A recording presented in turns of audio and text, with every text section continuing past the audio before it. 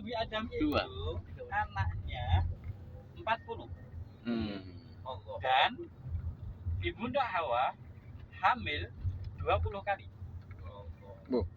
Dan setiap kali Ibunda hamil itu selalu kembar.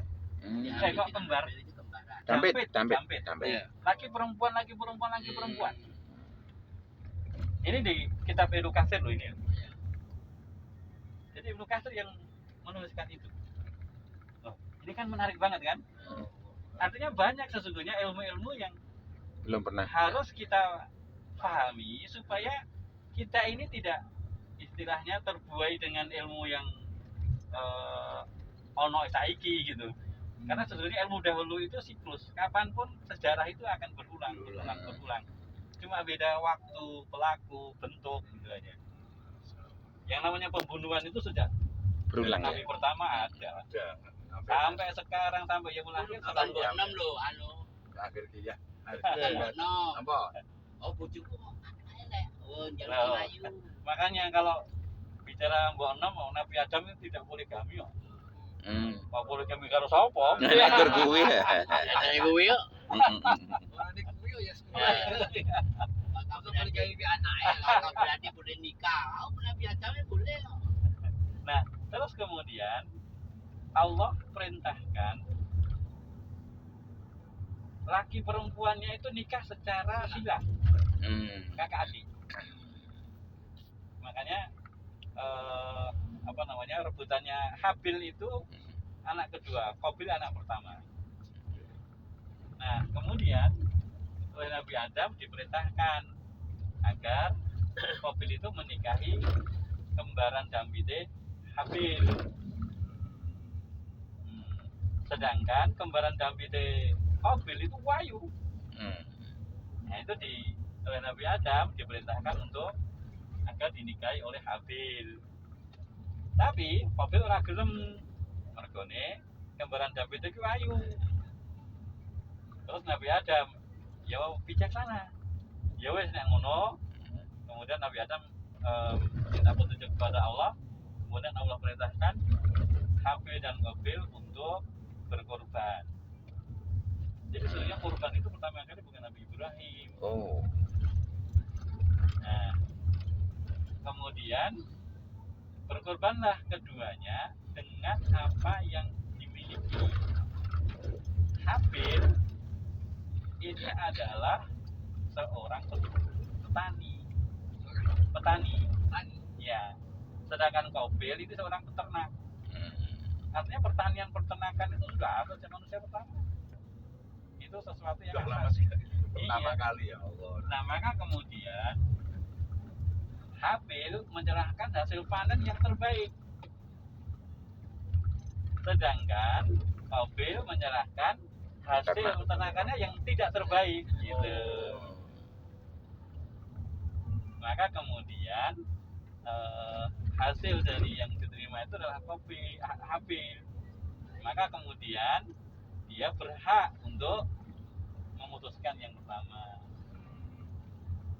Terus kemudian akhirnya yang diterima adalah korbannya si Habil, walaupun bukan korban ternak ya, tapi kan korban dari mata pencaharian.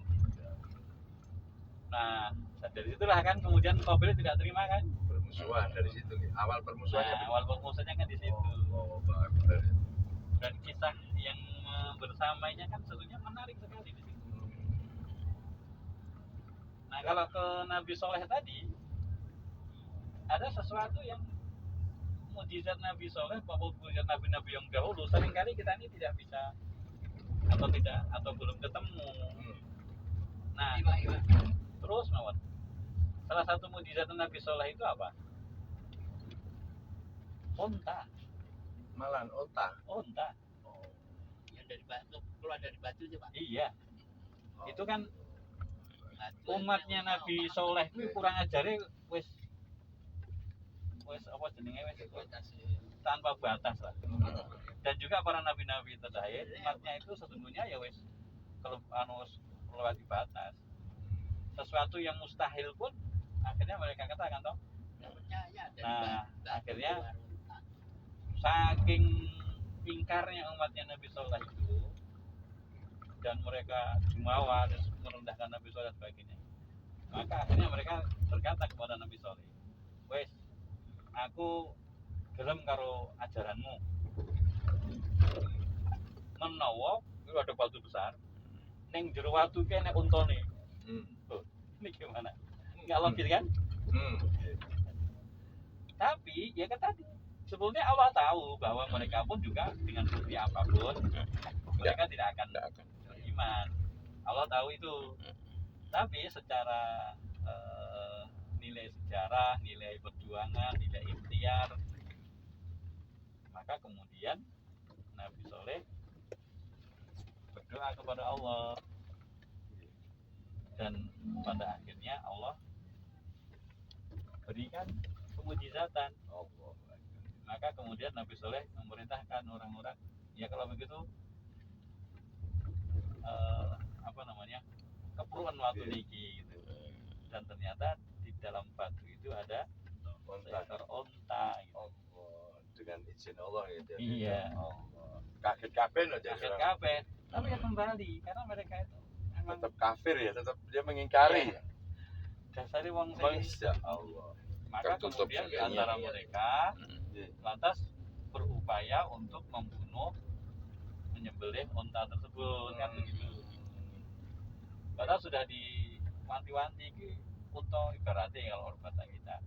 Ini unta keramat bukan sembarang unta gitu. Iya. Biar beranak.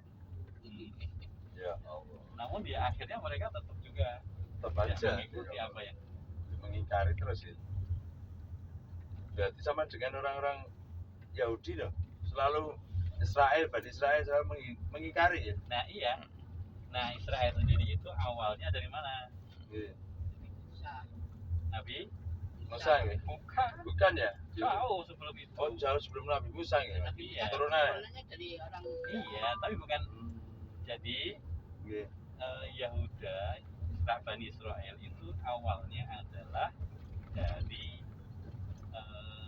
Nabi Yakub, Yakub. Iya. bukan dari Nabi Musa. Nabi Iya. Musa itu ya masih ada keturunan kan, Yakub sama Musa tua dia. yaitu Yakub. Yakub. Yakub jauh toh. anak Jauh. Yakub kan istrinya Nabi Musa. Gitu Pak. Apa? Anaknya Yakub kan istrinya Nabi Musa. Anak dua Oh. perempuan tuh. Anaknya Yakub, Yang dua perempuan. ya. itu. Jadi istrinya Musa.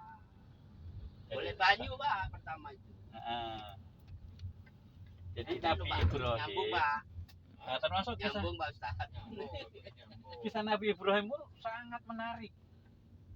Jadi Ya. bagaimana Nabi Ibrahim itu dengan kemujizatan yang luar biasa itu sangat menarik. Enggak ke Bapak tahu Ustaz? Terus gitu. Cuma ya tadi nilai-nilai sejarah ini masih banyak tidak tergali. Contohnya misalnya bagaimana, contoh aja ya, kecemburuan Saroh kepada Hajar. Dan kecemburuannya itu kita pahami sebagai sebuah sikap yang sangat manusiawi. Bayangkan, ketika Saroh lama tidak memiliki keturunan, kemudian Saroh menyarankan Nabi Ibrahim untuk menikahi Hajar, dan pada akhirnya tidak lama kemudian Hajar hamil, dan kemudian sampai Hajar itu melahirkan. Puncak kecemburuan Saroh itu ketika Hajar melahirkan. Apa dikatakan? Ya Ibrahim, aku pokoknya orang pengen dulu Hajar dan anaknya gitu. Ya sifatnya menungso gitu. Lodono karo aku. Ya Allah. Oh, gitu Artinya ya. apa? Itu sesuatu yang wajar. Iya. Seorang wanita yang begitu wajar kan? Baca. Wajar. Nanti Di situ Mas. sebentar lagi. Artinya bahwa Nabi Ibrahim kemudian menuruti kehendaknya Sarah itu. Bagi orang-orang, aduh, kok dolim kan orang gelem apa namanya? Pokoknya orang gelem delok, Ini wajar cuma. delok mbok nom gitu ya. Iya. Wajar. Artinya sesuatu yang itu harus diapresiasi juga saat Aja ini. dilele. Itu Hajar itu kan dapat hadiah dari raja tuh Pak. Iya, itu raja itu sebelumnya adalah dia penguasa yang zalim, tapi kemudian dia bisa terdakwahi kanan kiri. oleh kanan. Bisa terdakwai oleh Nabi Ibrahim dan Sarah.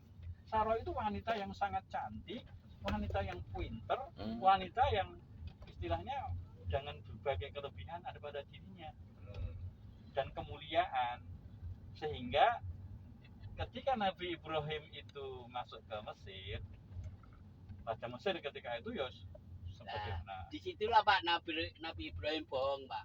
enggak, bukan bohong. Ya enggak, kan itu siapa? Nabi Padahal Ibrahim istrinya, tidak Pak. jujur. Dia ngomong, "Ah, itu bukan istilah saudara saya," katanya. Ya. Enggak, Nabi Ibrahim tidak pernah berbohong, tapi pernah tidak jujur. Beda loh ya, bohong tidak jujur. Iya kan? Jadi kalau bohong itu kan berarti mengatakan sesuatu yang tidak benar. Tapi kalau tidak jujur, ini kan mengatakan apa yang tidak sebenarnya. Artinya begini, kamu dari mana? Aku Soko Solo misalnya, aku Soko Wetan misalnya begitu kan. Tadi benar. Nah, dari Solo ada depan itu loh, Pak. Depan yang ada, nah itu, yang Ada ada payungnya nih. payungnya ini ya. Oh, alhamdulillah, banjirnya ada.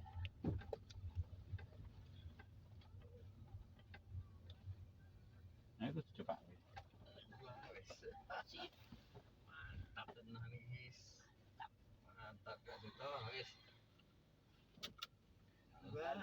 Kalau misalnya Nabi Ibrahim jujur, istrinya diambil. Raja di zaman dulu raja Oh, seneng berarti uang bener. ganti, no. Berarti Bu Seto ya ben yo ora keliru. Yo ora apa-apa narikane, tapi aja mbok mak sekarang luar kota berarti tak bener iki. Bener iki cocok iki cocok. Oh, Apal wae, Pak. Ya apa